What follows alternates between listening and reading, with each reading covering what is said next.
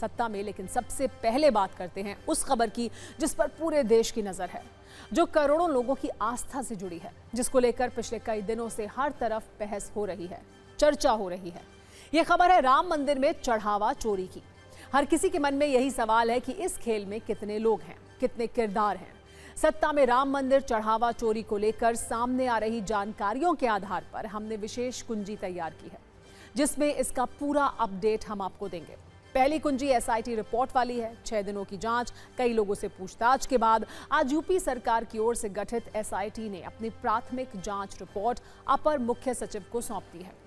अभी तक की जांच में कई बड़ी बातें सामने आई हैं। सूत्रों की माने तो रिपोर्ट में मंदिर के चढ़ावे में चोरी का जिक्र किया गया है। इस रिपोर्ट को लेकर कई सवाल भी हैं। इसकी पूरी कहानी आपको बताएंगे। दूसरी कुंजी राम मंदिर चढ़ावा चोरी से जुड़े नए राज की है। चढ़ावे में दिए गए 200 किलो चांदी वाला रहस्य क्या है, ये भी आपको बताएंगे। दावा है कि इस चढ़ावे की रसीद नहीं दी जा रही है। एसआईटी रिपोर्ट पर चर्चा करेंगे, लेकिन पहले बात करते हैं राम मंदिर चढ़ावा चोरी के एक्सटेंशन की, जिसमें नए दावे हैं, पूरी व्यवस्था पर चुभने वाले सवाल हैं। आखिर भगवान राम के नाम पर यह कैसा खेल हो रहा है, इसकी पूरी सच्चाई क्या है।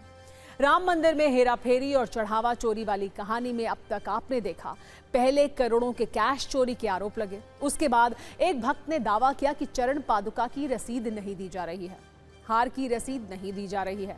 इसके अलावा जमीन खरीद में हेराफेरी का भी मामला सामने आया। तमाम सवालों और दावों के बीच अब दान में दी गई चांदी को लेकर सवाल पूछे जा रहे हैं। TV9 भारतवर्ष से बातचीत में विश्व सिंधी सेवा संगम के अध्यक्ष राजू मानमानी ने यह दावा किया है कि 200 किलो चांदी की ईंटों की रसीद नहीं दी गई है। ये चांदी चढ़ावे में दी गई थी। चांदी वाले चढ़ावे की तस्वीरें भी जारी की गई हैं। ये कहा जा रहा है कि राम मंदिर में दान दी गई 200 किलो चांदी का हिसाब नहीं है। उन्होंने दावा किया है कि 200 किलो चांदी दी गई थी। उन्होंने ये भी कहा कि चंपत राय के माध्यम से दान किया गया था। आप उनके सभी आरोपों को पहले सुनिए। वो सारी 200 किलो की चांदी की ईंटें हम लोगों ने 5-10 बॉक्सों में भर करके और वहां पे राम मंदिर के परिसर में ही श्री चंपत राय जी को हैंडओवर की। दान देने के बाद कभी भी कोई आदमी जाता नहीं कि मैंने बॉक्स में क्या डाला और कहाँ गया वो, लेकिन ये राम मंदिर में यूज होना था। तो राम मंदिर के नाम पे, जो कि 500 साल के बाद रामलला का मंदिर बन रहा था, तो हम लोगों ने तो उस श्रद्धा से दिया, लेकिन और हमने कभी पूछा भी नहीं।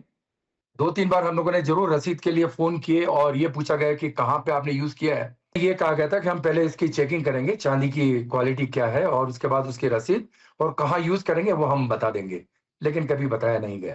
तो इसीलिए हमें ये जानना है कि क्या वो 200 किलो चांदी मंदिर में कहीं लगी है कि नहीं लगी है, और क्या उसकी रसीद अब भी हमें मिल सकती है। लेकिन हमारे पास पूरी रसीदें हैं, पूरी 200 जहां से हमने ली, जहां भेजी, किसके सामने दी, उसके वीडियो, उसके फोटोग्राफ्स, वो सब कुछ हमारे पास है अभी तक। अगर एसआईटी चाहेंगे तो हम उन्हें देना चाहेंगे। सूत्रों के अनुसार खबर है कि ये मामला सिर्फ चढ़ावा चोरी तक नहीं है, बल्कि मंदिर प्रबंधन में रिश्तेदारों और करीबी लोगों की भूमिका भी सवालों में है। आरोप है कि चढ़ावे की गिनती और प्रशासनिक कामकाज में कुछ प्रभावशाली लोगों के परिजनों की मजबूत पकड़ थी, जिसकी पड़ताल की जा रही है। अब सवाल ये उठता है कि एसआईटी की जांच में क्या मिला। सूत्रों से मिली जानकारी के अनुसार राम मंदिर चढ़ावा चोरी में एसआईटी की रिपोर्ट में कुछ खास बिंदुओं का जिक्र किया गया है। इसके साथ ही कुछ सवाल उठाए गए हैं। एसआईटी ने अपनी प्रारंभिक रिपोर्ट में चोरी की बात कही है। दान राशि की गणना में गड़बड़ी की बात कही गई है। निगरानी व्यवस्था पर सवाल उठाए गए हैं। इस रिपोर्ट में किसी को क्लीन चिट नहीं दी गई है, ये बड़ी बात है। गणना करने वालों के चयन पर भी सवाल उठाए गए हैं। ट्रस्ट पदाधिकारियों से उनके संबंधों की भी जांच की गई है। एक और बड़ी बात यह है कि कुछ कर्मचारियों के खिलाफ मुकदमा दर्ज करने की सिफारिश की गई है। आंतरिक व्यवस्था के लिए जिम्मेदार पदाधिकारियों की भूमिका पर संदेह है। एसआईटी ने विस्तृत जांच के लिए अतिरिक्त समय की मांग की है। एसआईटी की रिपोर्ट आज हमने अपर मुख्य सचिव गृह महोदय को सौंपी है। यह एक प्रारंभिक प्रतिवेदन है और उसके क्रम में आज अपर मुख्य सचिव गृह साहब को सौंपी है। सर, कुछ खास इसमें आपको वहाँ पे लगा जो आप लोगों ने जांच करी और इसकी रिपोर्ट आपने शासन को सौंपी है? ये गोपनीय जांच है, तो इसके लिए मतलब हम इस समय पर कुछ भी वक्तव्य देने के लिए अधिकृत नहीं है। जो हमारी फाइंडिंग्स थी वो हमने उपलब्ध करा दी। बड़ा सवाल यह है कि राम मंदिर चढ़ावा चोरी का असली गुनाहगार कौन है? कब तक गोलमाल करने वाले सारे लोग पकड़े जाएंगे?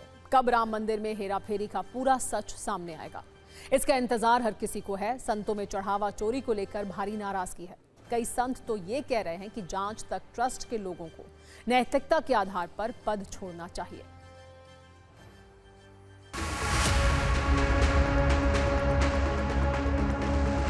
हम सब संत बहुत आहत हैं, बहुत दुखी हैं, बहुत परेशान हैं। तो ये बहुत निंदनीय है। ये बहुत ज़्यादा शर्मसार करने वाली घटना है। ऐसा नहीं होना चाहिए था। ये जो कुछ हुआ इसमें जो भी दोषी हैं वो बख्शे नहीं जाएंगे।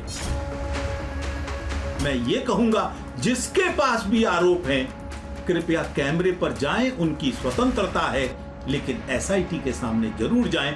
और मैं एसआईटी से भी निवेदन करूंगा, जो भी इस तरह के आरोप लगाए जा रहे हैं उनको भी बुलाएं, उनसे पूछें कि इस विषय में तथ्य क्या है।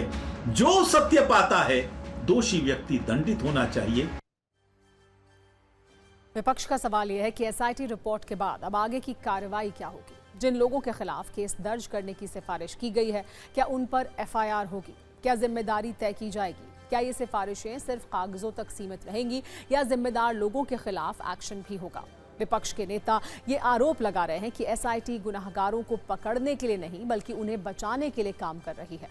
कैसे पूरे मामले में राजनीति भी हो रही है, आप देखिए।